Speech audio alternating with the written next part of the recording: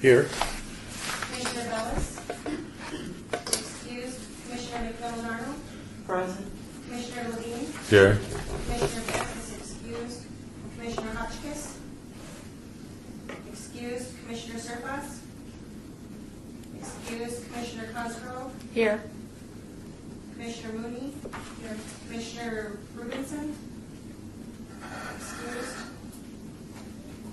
We do have a quorum. Has the meeting been properly posted and compliant with the open meeting law? Yes, it has. Public comment during this portion of the agenda must be limited to matters on the agenda for action. If you wish to be heard, give your name to the record. The amount of discussion as well as the amount of time any single speaker is allowed may be limited. Anybody would like to say anything at this point? Hearing none. Item number 4, for possible action, approve the final minutes by reference of the regular meeting of April 22nd, 2015. Look for a motion. So moved. Second. Discussion? Thoughts from the public?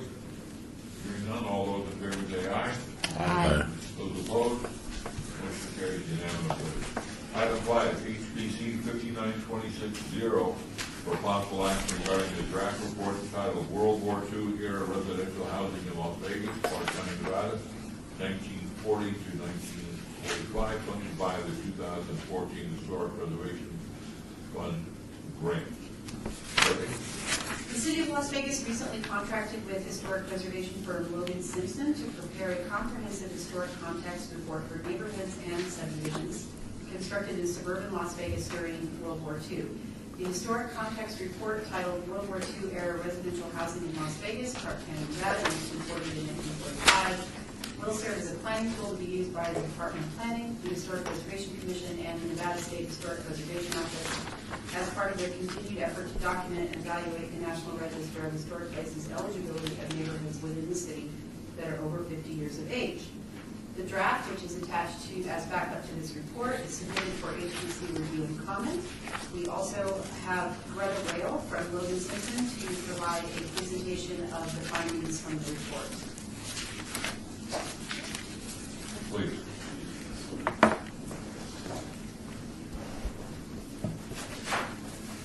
Is it okay if I can sit here? Sure. Can someone change the... Oh, thanks. Oh, yeah, I can do that. Or is there a Oh. remote? There's a remote. You're fancy here.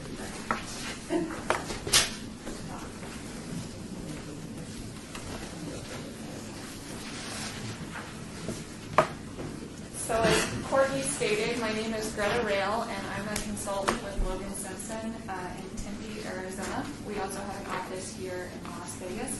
I'm an historic preservation lead for our firm and also an architectural historian and archaeologist, so I wear a lot of hats. I prepared this presentation for you just as a summary of the work that we did for our World War II era context, which you don't all have a copy of, I believe. I prepared some talking points, but I'm a talker, so I think I'm just going to wing it, if that's okay with everybody, so that I don't ramble on and on and on and on for hours. So we'll just go ahead and get started. The report that we submitted has 4 sections, and the first section of the report discusses background, which is the federal's role in housing during the Depression era. We felt in order to understand how housing developed during wartime, it was very important to get a basis for what the housing market was like prior to the U.S.'s entry into World War II. And it actually ended up being probably the hardest section of our document that we had to write. And it may be one of the only documents available that gives this much depth on the history of housing prior to the establishment of the FHA.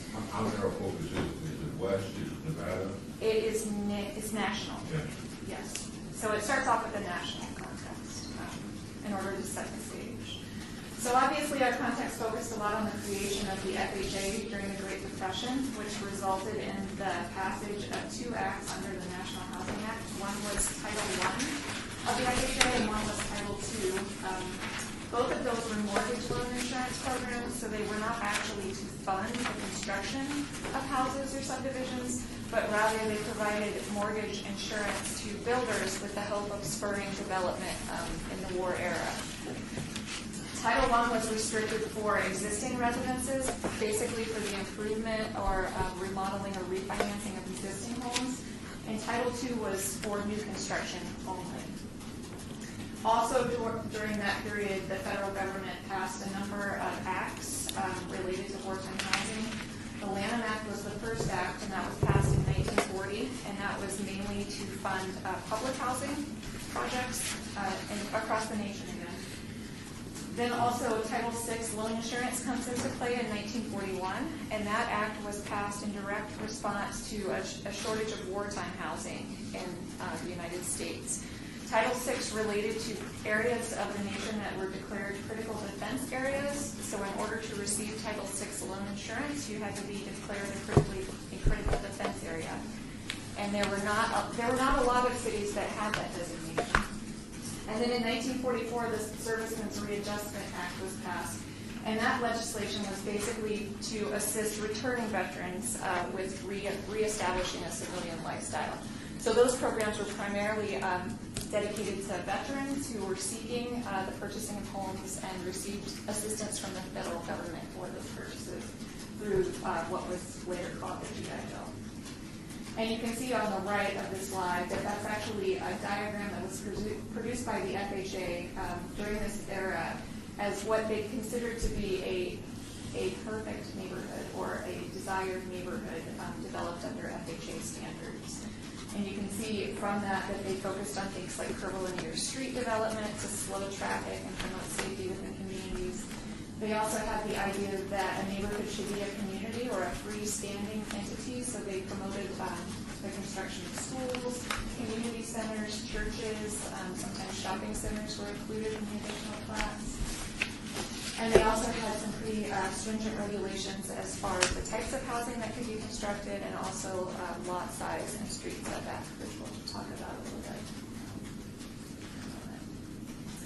So section number 2 of the document is more what you were getting at, Mr. Stoyle, which is a focus of those policies and how they played out in Las Vegas proper. So we looked at 3 historic contexts. We looked at the growth of Las Vegas and World War II era subdivision development. We looked at local efforts to cope with wartime housing shortages. And we also looked at racial segregation in the development of West Las Vegas in particular.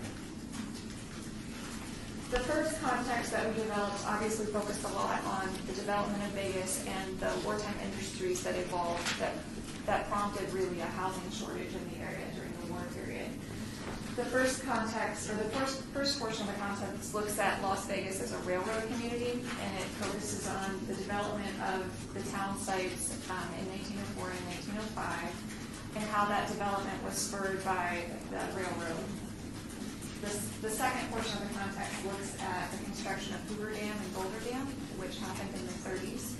During that time, there was an influx of workers that came to the area to work on the dam construction project, and that created a housing shortage, but really just for a short period of time as facilities were developed closer to Boulder City for workers. And as construction of the dam ceased, a lot of those people actually moved to other areas of the country.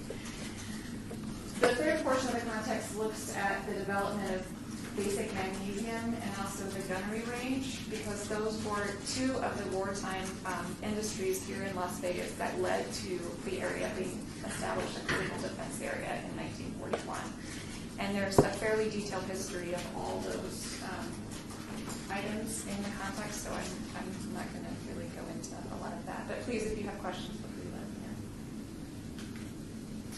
The second context focuses on local efforts to cope with wartime housing shortages, and in this section, or in this context, we really looked at the development of housing and subdivisions in Las Vegas during the wartime era. And we basically were able to determine that there were 2 types of subdivisions that were spurred as a result of this wartime shortage of housing that occurred in the 1940s, and it was pretty severe by 1941. The first were build-on-demand or custom subdivisions, and these were subdivisions that received no FHA financial incentives. So these were just local developers that set out to develop a subdivision, and that development happened to occur during the 1940 to 1945 period. And you can see that there's 4 listed. There's the Beckley subdivision, Seabrook Acres, Eastland Heights, and Charleston Square. And to the left is just a flat map of the Seebeck Acres subdivision. Because these neighborhoods did not receive FHA funding, they basically had no limits as to how they could develop their subdivisions, although a lot of them still adhered to FHA principles, which you'll see when you're reading the context or you're looking at the plat maps. Seebeck Acres and the Beckley subdivision were the smallest of the two, and both of those neighborhoods are pretty much non-existent today. Seebeck Acres still have a couple of properties, although most post-date the war era, and Beckley subdivision has been entirely redeveloped with commercial properties. But when you look at the parcel on an aerial, you can still see some remnants of the original lot configurations, although they changed quite a bit. Eastland Heights and Charleston Square are both very much still intact, but you'll note from the dates that build out within those neighborhoods occurred after the war period, and in fact, most of those neighborhoods were developed outside the World War II era. We also discovered that we had FHA insured developments, and these were the neighborhoods, the bulk of which have been subject to prior inventory in 2002 and 2003.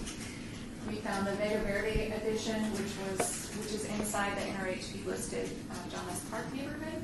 We also knew that the Biltmore addition was a Title VI development, Huntridge was a Title VI development, and Mayfair Homes was also a Title VI development. These were all neighborhoods that received FHA assistance, so because of that, they were subject to the FHA guidelines that were established. So We are peaking in like 42 or 43 and then tapered off, or was just a steady number of houses being built? it was fairly consistent. Most of the developments don't start until 41, and the bulk of them are actually constructed, or the bulk of the developments are actually constructed before 1945. Although there are some of the neighborhoods that have a little bit of build out into 46. So they started before the war? They were started with Title VI financing, which happened during the war. So when Vegas was declared a critical defense area, these were neighborhoods that were built as a response to the wartime shortage. So after December 7th, 1941? Yes. Okay, so it's really, the houses were really built in 42 then, I presume? I'm sorry. They were built both in 41 and 42. So Title VI was started prior to the war when these wartime industries were gearing up for the U.S. entry into the war. And all of these people were coming to Vegas to basically work at BMI and the gunnery school, and there was very little housing for them. They continued in 42, and 42 was probably the largest construction year, and I believe in your context you have some tables that actually parse out when homes in those neighborhoods were constructed by year, and I think you'll find that most of the construction occurred in 1942, but it did continue through 1946 in some of the neighborhoods. This is a map that shows the location of the neighborhoods that I just discussed. So this is the custom-built neighborhoods as well as the FHA influenced subdivisions. You can see that most of the FHA influenced subdivisions are at the bottom. Down here. They're all fairly clustered together, with the exception of, they're all fairly clustered together with the exception of Biltmore, which you see here to the north. This is the Beckley subdivision, which is now entirely commercial, very, very small subdivision, and very little about it in the archival records as to what its purpose was. And these two are two of the custom-built developments. This larger one is Eastland Heights, and then this little one is 50 acres tract here. So the red is obviously Huntridge, which is the largest. You have Mayfair here in purple. This one is the Vega Verde addition, and then this green one is the Charleston Square neighborhood. Did the FHA houses development have priority for supply? No, they did not. There were restrictions placed on building materials, but even the FHA-sponsored developments had to basically fight to obtain those materials. So they had more of a precedent than custom-built subdivisions. But they were still, especially steel, was a rarity in the war era. So a lot of the homes you see are built of wood or wood frame, even though steel casement windows were very popular prior to the war. Charleston Square was unique in the sense that it was the only neighborhood that started as a wartime funded neighborhood. So it actually was founded under the Title II program, like Vega Verde, but because of restrictions on price, they decided halfway through the development that they were not going to adhere to FHA principles. So that neighborhood is unique in the sense that it represents this transition between the FHA era and then the post-war era, which is the only neighborhood like that we found during our research. The third context we looked at was racial segregation in the development of West Las Vegas, and we thought that this was very important because part of the FHA guidelines for homes actually had protected covenants written in so that a lot of these neighborhoods could not be resided in by minorities. Because there was a large population of African Americans that came to the city, starting to work on the Boulder Canyon project, but also employed by BMI and the Gunnery Range, we felt that it was important to look at housing development in West Las Vegas because this was the area of the city that most of them found themselves living in during that time period.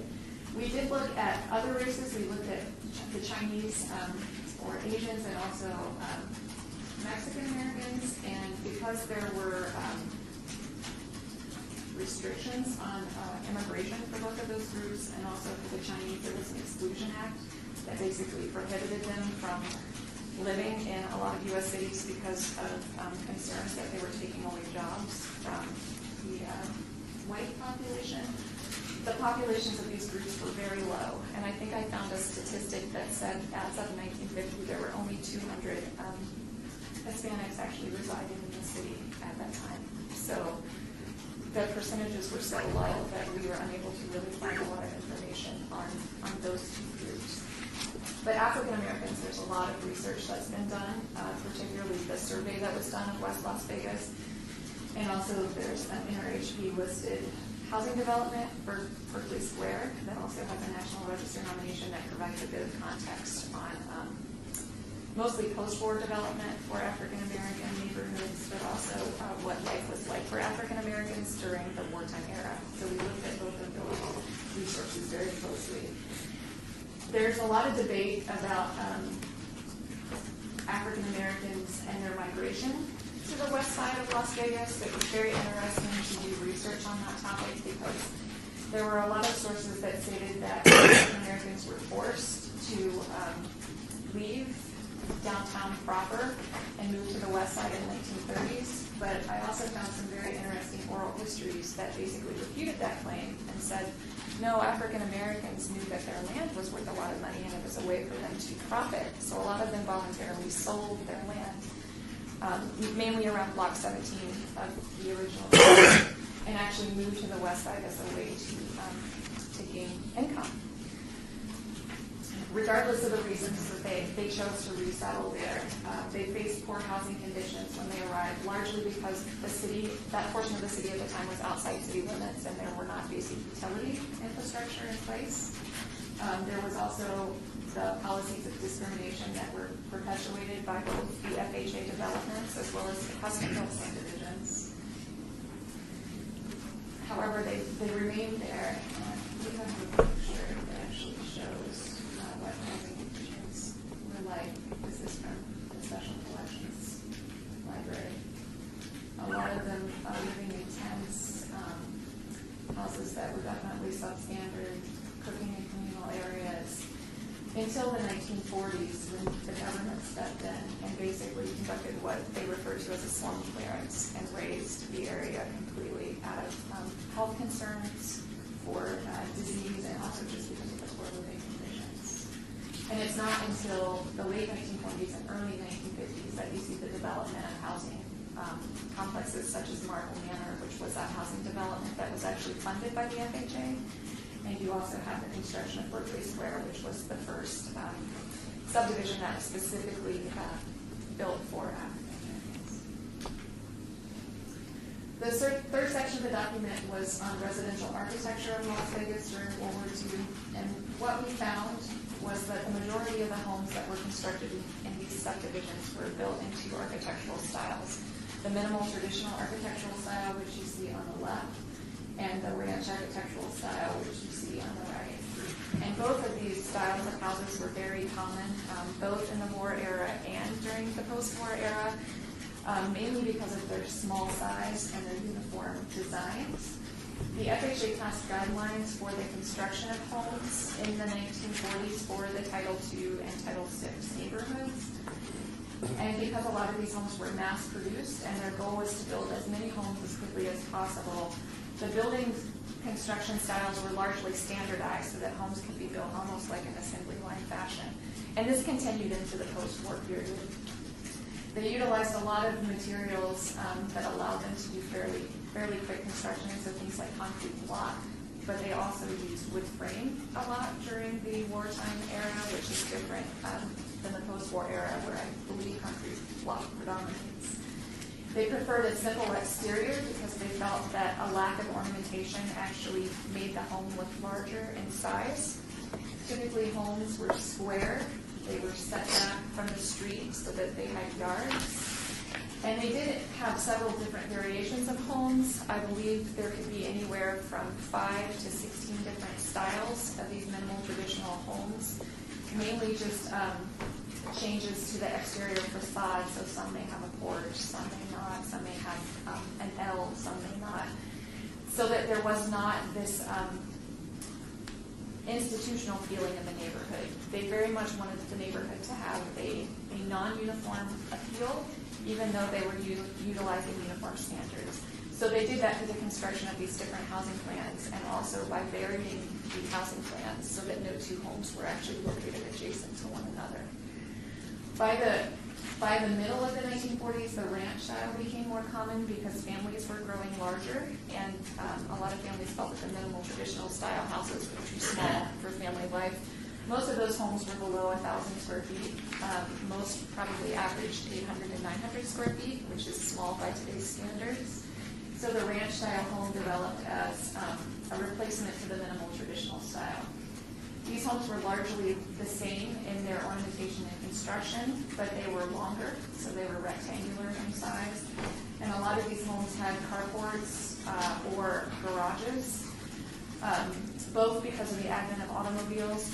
Automobiles were becoming more popular, and also because those areas would later be enclosed to provide additional square footage for homes. And a lot of these areas were actually enclosed in the 50s. Was there a landscape plan that comes to the housing or the sale? A lot of the neighborhoods you'll see have landscape plans intact, but I don't think the FHA has had a specific request for landscaping. They dealt more with hardscape, so they dealt more with streets, sidewalks, the uniformity of streets, the availability of utilities. But landscaping was very important, and you'll notice when you read the context that a lot of the housing plans, when they're discussed in the news, do talk about a landscaping plan or every house being provided with a tree or something similar to that. And they with a big front yard, whether or not they required a lawn being built. I suspect they all have lawns.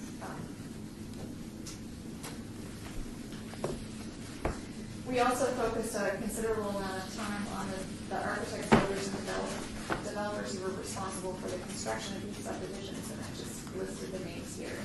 But there is a biography provided for each of these individuals. And a lot of the developments in neighborhoods had multiple players. So there's most of these people collaborated with other individuals in the construction of the neighborhoods. Section 4 of the document looked at associated property types.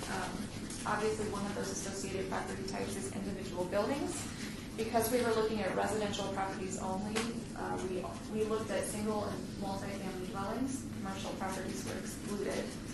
And we basically provided registration requirements for what would make a property individually eligible for listing in the National Register under the context that we provided.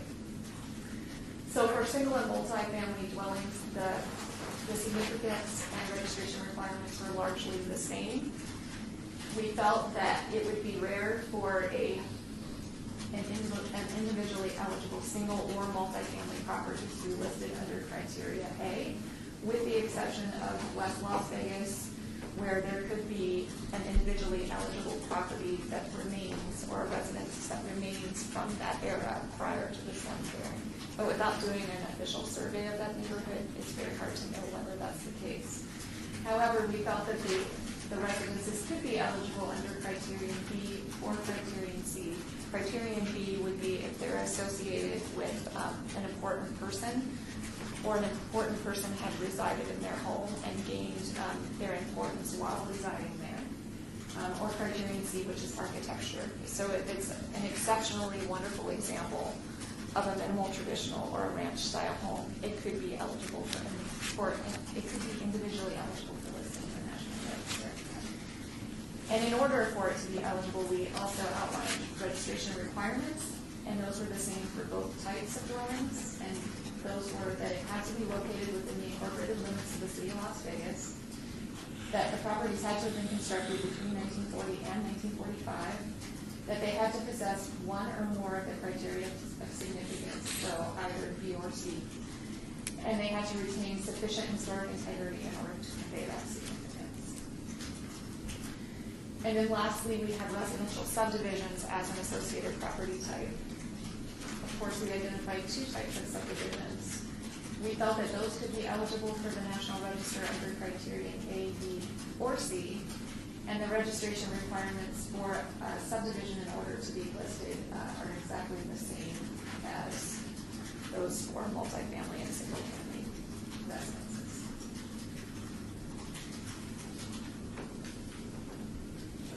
And that is pretty much the document. 140 pages and 12 slides or less. So please feel free if you have any questions. I'm happy to answer them. I know I went through things incredibly quickly. Question, Patrick? Well, I just wanted to comment that I thought it was really great that we can actually do this in the context of the era that they were built in and why these houses were built, as opposed to us trying to do the individual neighborhoods, which we pretty much determined no longer, had enough significance or enough preservation in them to be eligible for the trust designation on their own. So I think that's pretty cool, and I've always learned a whole lot when we do these. So thank you. Bill, Robert? Comments? Opportunity? Well, I think it's very important. I enjoyed it, and I like to know the neighborhoods. You know me, I'm represented to West Las Vegas. So just kind of the lack of information. But then there weren't any houses, I guess, built between 41 and 45. So, because Berkeley Square was after that. The only one that would be Carver Park, and after that. Marble Manor, I guess. Marble Manor was an built, FHA. was a FHA. Funded, but it post-dated at 45 years. Yeah. So And we there's- actually looked at a lot of neighborhoods in that area, and they were all in the late 40s. I believe the earliest Yeah, one was well, because 47. that was probably when blacks were moved over to that. They weren't before then. But there are no houses. There are no houses. There are no.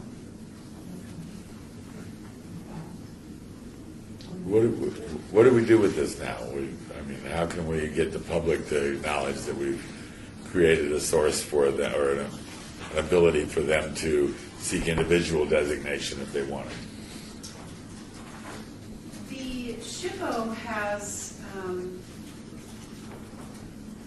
what we had talked about doing and what the commission approved was taking this information and doing some type of, hopefully moving forward with some type of designation based on the findings, or some type of nomination, I should say.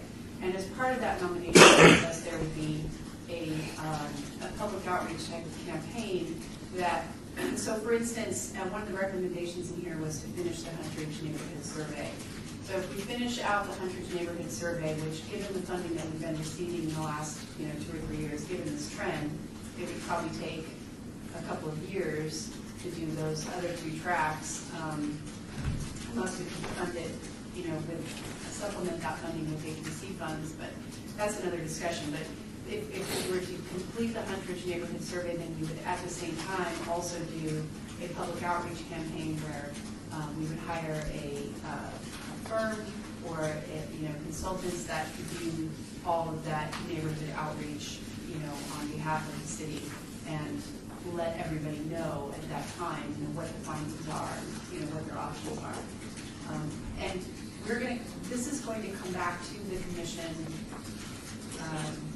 in June, because based on these findings, we are probably going to have to tweak that scope for the 2015 Historic Preservation Fund grant a little bit.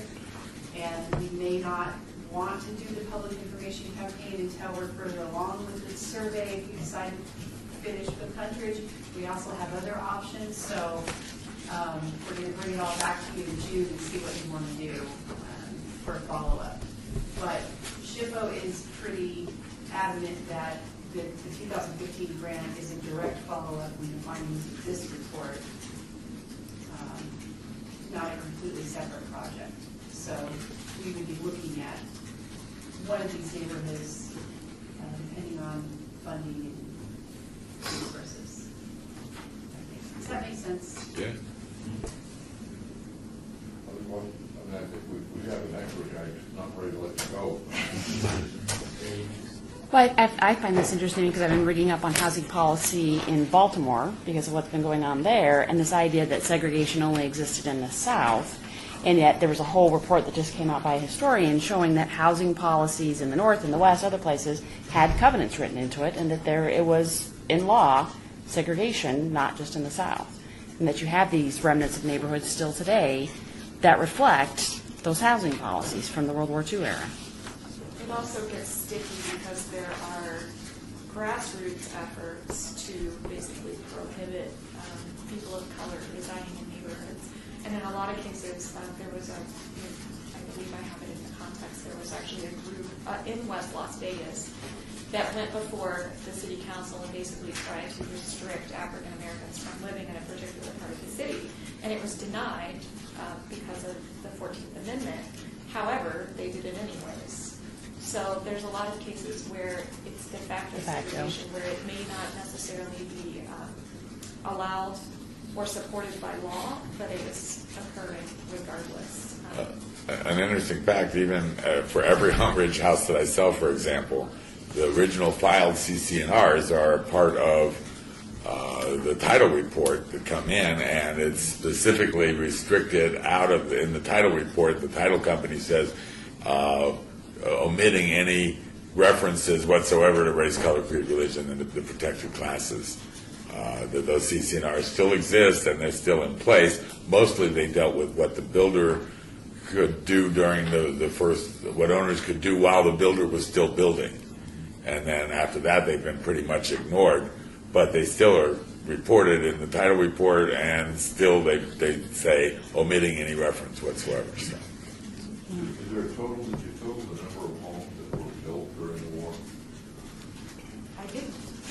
I could very easily from the report, but I didn't. That might be an interesting thing, is to put in some of this into the report, or some of the CC&Rs that were actually filed on the properties. Mm-hmm. I did find one deed, I believe, that actually explicitly stated that no one of color could live in the neighborhood.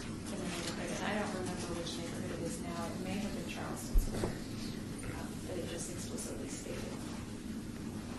Well, as I find each one of these reports that we get, there is always another opportunity to drill deep down in some particular area, whether it's West Side or Huntridge. Although how much more do we need to do on Huntridge? We have two more. We have two more. Do you have that map handy that I can give?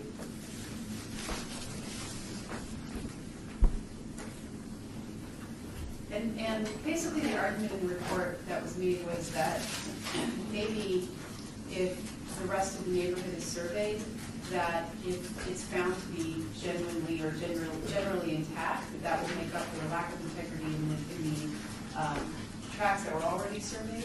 And we might be able to actually find a block or a street or, carve out a certain area that might be eligible for designation. So that's kind of the argument that was made in the report from Logan Simpson. Yeah, one of the things that I'd like to see is if we could actually provide this kind of information to individual homeowners and give them an opportunity, a chance. Can you bring your house back to where it would fit in and where it would be an eligible property? But I don't think anybody realizes that there might be any opportunity to do that, any reason to do that, any benefit to do that. But I think if we could get to them early enough, even while we're still doing surveys, we could actually get more eligible properties involved if the owners would want to cooperate. So I don't know how we do that, but I think it'd be worthwhile, sharing, disseminating some of this information. And that might be part of a public information. Was there any information available under the Title I remodel, what types of remodeling is done? No. Because we focused our efforts largely on neighborhoods that were built during the time, there was no reference to Title I. We had a lot of newspaper articles that had a lot of statistics in them, where they would quote, X dollars of repairs were done in Las Vegas during a particular time period, and I think most of those are actually in the context. But I can't recall anything that explicitly was geared towards Title I. Of course, my colleague, who's a historian, authored the bulk of that section of the document, and she's not here, so. What was going with that was the idea that a lot of these mentioned were carports, and those carports were remodeled and turned into either a garage or a lot of cases into another bedroom or another living room. If any of that information was covered by Title I remodeling. It might have been. We did try to find building permit records for all of the neighborhoods, and unfortunately, they didn't exist. And that's one area that's been really beneficial for the work that we've done. We did the survey for Beverly Green as well several years ago, and those building permits were invaluable because they had basically a step-by-step list of all of the construction work that had been done. But without having those permits, it's really hard to know, other than just looking at things with your eyes, to see whether those were original, whether they were added later on. And in some cases, the actual articles that describe the development will state, they were to have a carport, but that wasn't always the case. So I suspect that that funding could have been used for those modifications, but it would be really hard to know without the building permits. Any other questions? If not, look for a motion. What kind of motion do we need to approve the report, accept the report? Yeah, I'll move that. Will there be any comments from the commission in terms of revisions or anything that you'd like to email me? We did receive some comments from SHPO, but I wasn't able to download them. I'm working with IT to go through there. Oh, you have them? I don't have them, no. Oh, okay. Oh, she sent them. All right. We still have to review some of the SHPO comments. We're working through some IT issues. Well, then I would suggest it wasn't, I didn't hear a second, so your motion's still floating out there. I'm not sure of the proper. But we could put this off until our next meeting, pending the SHPO comments, and if any of the full commission members have a comment they'd like to make, we can give them to you. We can't put the approval or denial off of this report. It has to be done this month so we can meet our grant deadlines.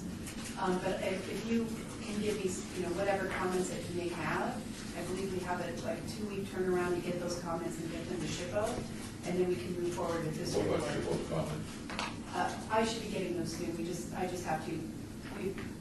Their We're systems. going to approve it without knowing what SHPO's putting in, changing. Oh, I can get them to you. Well, can we approve it subject to comments and corrections from SHPO and members? I so move. Okay. So the motion is to accept with the SHPO corrections, any comments from the board? Any thoughts from the general public? Hearing none, all those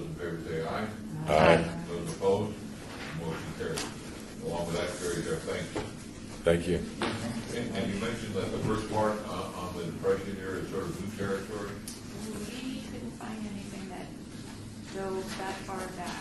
There's a lot on post-war housing, but none really on wartime era in that much detail. So Right. my colleague is a historian, and I know she looked at a lot of FHA records to develop that section of the document. Super animal, please. I hope so. Thank you. Thank you. That's good. Item number 6 is APC 5926 for possible action regarding an application for a certificate of appropriateness for amenities to be installed along the Brent Lane Drainage System and Trail Project located at Dewey Prince Park.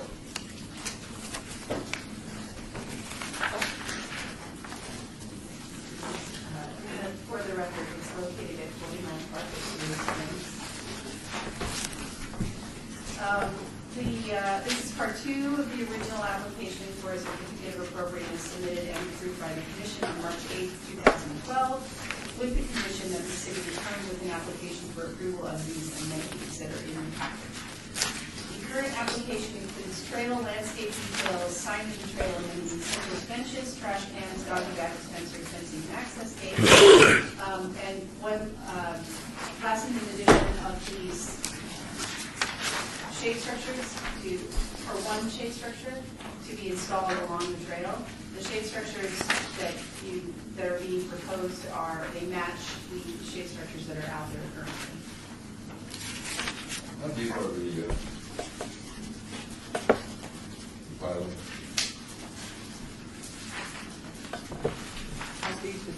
This may be a question we have a couple of representatives with us. We have Dennis Moyer with the City of Las Vegas and also the State Wing. I'm Mark Vail with Slater Management Group. I'm a consulting engineer on the project.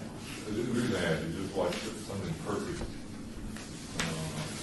Judy Garland to blow away in a tornado. Is it around? Yes, they're supposed they're in there. I'm not exactly sure of the depth, but they go at this point. That's just the last indication good. They are similar to the ones that are out there now. That's the indication good in the back there. The reason I asked is that I'm watching for a long time. Cheyenne, all those artistic animals made out of metal. And I'm just wondering why people haven't combined this with it. They drill several feet down. Yeah, and typically on these installations, you'll have a 2 to 3 foot deep pipe. I have a question. Please. Really quickly, do you guys mind stepping up here for the clerk's office? If you can hear what. Mark, I just like to know, I'm sorry. Yeah. It's Ash, isn't Frank? A-I-L-F. My question is regarding the fencing, because I go down to Rango every day, and because my granddaughter's school is right across from where you guys, I guess, are putting up that fencing. You know, on Durango, The parks are, the park, park department. putting up the fencing, and I was just wondering why you're putting up fencing, and it only goes like fencing right here, all open, fencing right here, and then it turns down a lane, and there's no more fencing that goes around that. It just, doesn't make sense to me. So, I mean, if you're gonna fence something, it just seems like fencing. We haven't been specifically involved in that. Okay, so The designer of it spoke with me to make sure he was following what we're proposing in the plans for Brent Lane. So he's putting the posting cable that we put in Brent Lane And Durango. And Durango. And what he's doing is, I don't know, but I know they hired a contractor to put the same style that's throughout the park and what Okay. we've got on our future plans. So it doesn't, the posting or the fencing, which is the cable fencing, doesn't surround the whole place. It's only going to be a little fencing here and then a little fencing here. I can't answer I'm that. confused. I haven't seen what their ultimate plan is. No, but I'll find out. Okay. Want to go forward then? I'm sorry? Need more explanation original list? Not, nope. Do you have any questions about anything that was submitted as part of the backup? Or the style of amenities, location of the amenities? These look very nice.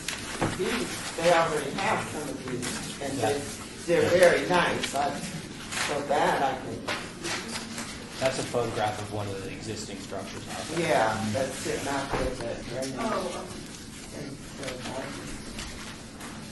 Oh, Chair Solo, were you asking for a general description about the entire project? Or, No, I just wanted to get it back. okay, If you want to have something you wanted to add, or whether or not we actually, in fact, need to, a motion to approve. Well, we have this gentleman here, so we find somebody to give him a hard time. So far, nobody's picking that one. Is there anything you'd like to add to the project? At this point, no, I think it's going to be a beautiful project. Really, like to think so. How many of these are there going to be out there? Right now, we've got $76,000, which will fund one additional shade structure. $76,000? That's what I'm getting ready to say. This I costs agree. $76,000? I knew you'd be charged. It funds one shade structure, 3 benches, and 1 trash. Oh, well, why didn't you say that? Okay, this is 2 benches, a trash can, and a shade cover, but that whole thing costs $76,000. I just want to know, I mean, if anybody, y'all have a problem with me, I have to know for me. Y'all don't have a problem, that's fine. Just nice to know, so when I drive by, I can say, oh, $76,000. And I would say that's the grant that was, the grant that was received. The total cost of that hasn't been priced yet. But I have a feeling we're trying to maximize the use of the grant and stuff. Save That value. we're coming in. Vote for motion to approve. Motion to approve? Second. Discussion with general public, other commissioners. Just the fencing. Hearing none, all those in favor of approving this project, say aye. Aye. Those opposed, motion carries. Thank you. Thank you. Thank you.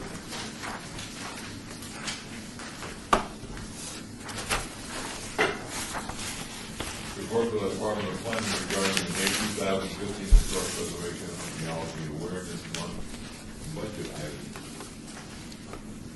the budget items changed slightly from last month. We are not paying for travel and lodging expenses for Peter Maruzi. He wasn't able to attend, so just for Jerry Stefani and plaques for the annual awards and various equipment rental to include the tables, chairs, linens, AV, et cetera. And that actually has even been more narrowed down to a portion of the AV cost that was incurred by the Neon Museum with the panel discussion. But it will probably take up the entire $2,000. So we'll get more detailed invoices for you at the next month. We just had the panel discussion, we'd like to be able to include it in this packet. And at that point, it would be appropriate to provide us with a little report of what went on. Oh, sure. Yeah. All right, then let's move to number 8, HPC 59204, report by the Department of Planning regarding an administrative approval for an application for a certificate of appropriateness to install solar panels on the south and west slopes of the roof at 1140 South 6th Street, which is a community resource within the John F. Parsons neighborhood historic district. And unfortunately, we do not have either Mr. Ballas or Commissioner Hopkins, but let's move forward. Staff completed an administrative review of an application for a certificate of appropriateness to install solar panels on the south and west slopes of the roof of the home located at 1140 South 6th Street. The panels will be installed, because they'll be installed on the side and the rear slopes of the home, and there is a very narrow setback on the side that is protected by large trees, which is located at the south end of the property. The visual impact to the public right of way will be minimal. You can see on the image of the home that the panels will not be able to be viewed from the street. So so staff approved the application administratively. That's recommend approval. There's no action on this one, correct? Any comments from the commission? Could I ask a quick question? Please. Once upon a time, the state sort of had, I don't know, dominance over it, with the solar panels and all that, where whatever authority, be it homeowners or city or whatever, really couldn't stop a person from putting panels up. Is that still applicable? It is. We can recommend placement, but again, we're just a recommending board, so if they wanted to appeal, they could appeal to city council. But that is correct. I have the exact language. Yeah, I think it's enough to say that the state legislature decided to take away most discretion from local government bodies when it comes to placement solar panels for policy reasons, such as promoting the use of solar and other things. Courtney, when we do administratively or here as a panel, do we have can we say anything to them also about, landscaping and other features of the house? I mean, that's one of the really ugly houses on 6th Street, and which has been for sale at a ridiculous price for a long, long time. It's been fire damaged, but there's no lawn. It's a dirt lawn. It's trees are overgrown. All that to boot. The commission can only comment on items that are within the commission's purview, which is work that requires a permit, and landscaping and painting and those types of things do not require a permit. And also it would be something that would have to be included in that particular item for discussion. No, what about the neighborhood association? Wouldn't they take care of that? Well, they don't have any power either, actually. I mean, it's strictly voluntary, It's not an HOA. It's not an HOA, no. This is actually in the John S. Park Historic District, so which is why it's in our purview. These are code issues. Right. These are essentially code Okay. issues. Well, we don't have any way to, Right. say anything. This commission Okay. does not. We can call code enforcement. Correct. But Chairman, I might just say, it's not just this commission that doesn't have a broad swath of authority over other things other than what it is you're here for. I sit for another board last week with the same sorts of questions. We approve signs in certain areas. Why can't we make them come back before us and scold them if they do things inappropriate with their signs? And the answer is, well, you can't. I apologize for that, but many of these boards are limited in their scope and jurisdiction. And in this case, Okay. the nexus between approval of a solar panel and the ugly landscaping or lack thereof are two different things. Okay. How do we get that authority? It's funny that you mentioned that the last board asked. Let's expand our scope here, okay? To be. In that board, we were asked to come back and explain it, and we're going to. The city council would have to deem it appropriate for a subordinate board, a subcommittee in essence, to have more authority. Generally speaking, code enforcement type actions at the state level and at the council level are intended to be taken at that highest legislative level, our city council. Okay. But if they chose to, they could say, here are additional powers we have, Okay. subject to review by us. Other comments, questions? Hearing none, go to 10. Report by the Department of Planning regarding historic and archaeological resources. And those will be, Unit number 9. I have a little check out. Means that we did it, but that means that we had it. Number 9.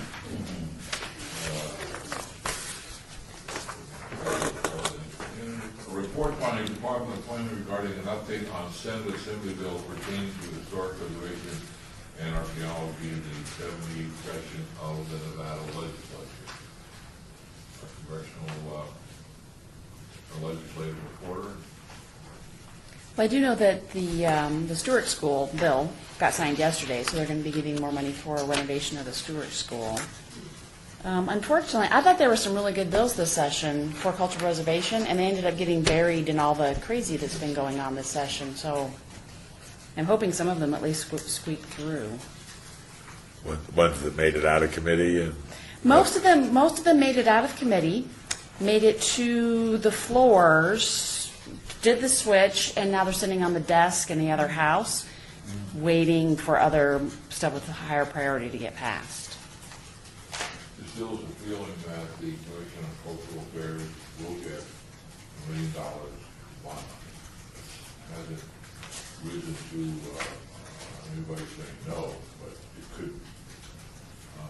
The Commission on Cultural Affairs was taken out of the Department of Tourism and moved into the SHPO, Department of Conservation, which basically does the administrative work anyway, couple more or less in administrative matters. I think they decided on 50 years is historic. After debating that for, we didn't have anything that indicated what historic was. Yes, that it could become historic, so somebody wanted to put in a piece of legislation that 50 years is historic, and several conservative members of the legislature thought that there was some communist conspiracy behind it. But a lot of this stuff has the governor's backing. A lot of it came from his office. So I'm hoping what'll happen is it'll be one of those, they're getting close to midnight and they just start pushing a bunch of bills through, that all of these will make it through at the last minute. State prison was moved over to Department of Lands temporarily. There's a very small funding stream. Everybody thinks that it's going to be turned into a museum overnight. Significant challenges with that. You got another $35 to $60 million you can do that. The folks in historic preservation are worried that it will become a giant cycling of all available funds. So, that's all I've got to report. Anything else? We're now on item 10. Report by the Department of Planning regarding historic and archaeological research.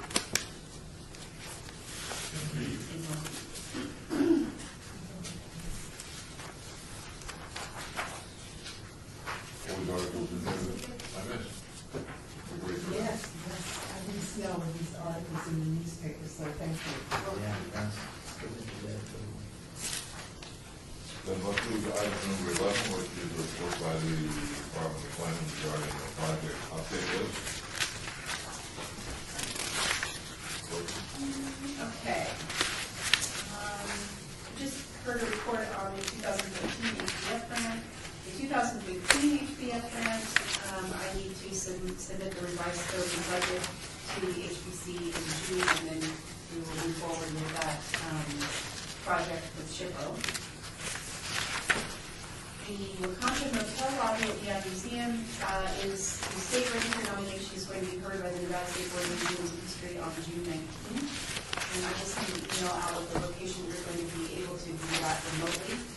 And that the same goes for the West Side School. The state register nomination, the West Side School, this is incorrect. It's the amendment to the National Register nomination that will be heard by the Nevada State Board of Museums and History on June 19th. But I'll send that information out to the commission via email.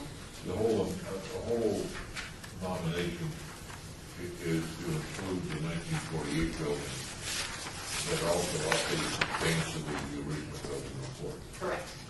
So it's a great document. I think it's got a couple more changes that will be made. But hopefully some representatives from the city will be able to speak for it on that date or against it. When it changes, I believe it is reported online now, the draft. I am not going to be in town that day, so I'm not sure you'll be there. Well, I would like to invite Commissioner Barlow, somebody from the city to speak for, well, who's district is a conference? Barlow. We've got two significant projects. I will let the council just name. Other questions, comments? On the Victory Hotel, I know they're, Why don't we get to item, or is that on our? It is on the sheet. well, I was just going to say that I know they're doing some drawings of what it could look like if they moved it to the Springs, the facade to the Springs Preserve, and the owners of Brook have hired a contractor who hired my roommate Mark to do the 3D models. So I'm just spreading rumors. I have no idea what is going to actually come of it, or what what it's going to look like when it's done. When the drawings are done. So I was just commenting that there's action happening. All right.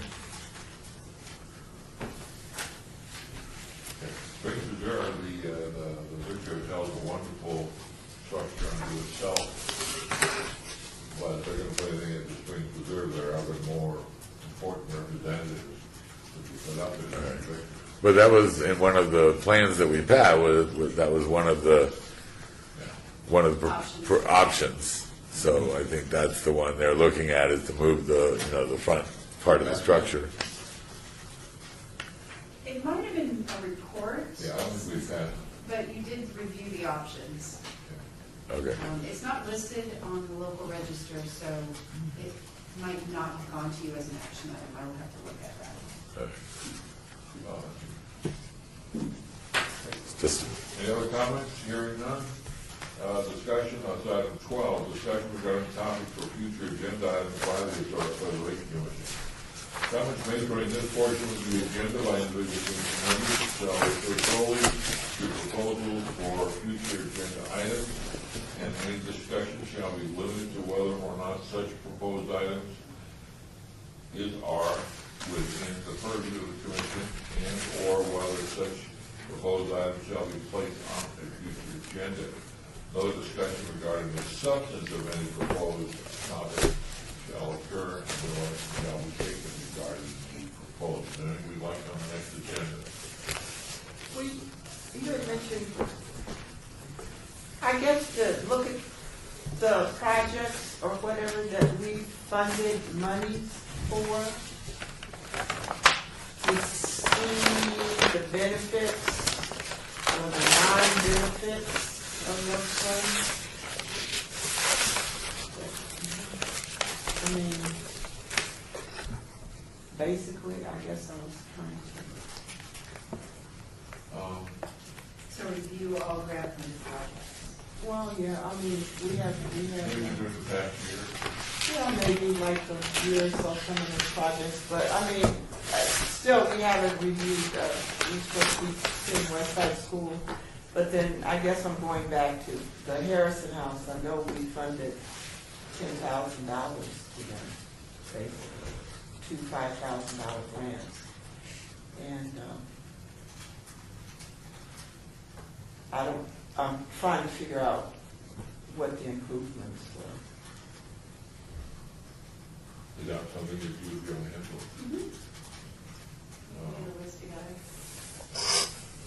Not big, not negative. I'm not trying, I just trying Okay. So that's an item, to see what's happened with the money, see what's so that would be under our purview, and therefore we could do. And there might have been whoever else that year that we funded money to.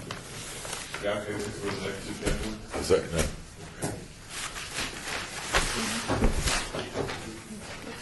Courtney, the Morale House. Folks, I know you had a tour or something going, maybe they could give us just a short presentation. I'm sorry, about what? About their event? Did they finish it up and it's all ready to?